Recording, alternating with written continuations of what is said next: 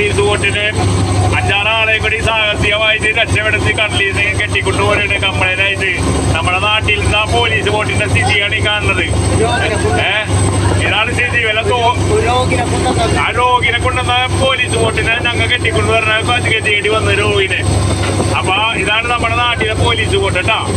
എല്ലാരും മനസ്സിലായിക്കോ, ഇതാണ് police vote. അവർക്ക് ചായ കുടിക്കാൻ പോവാൻ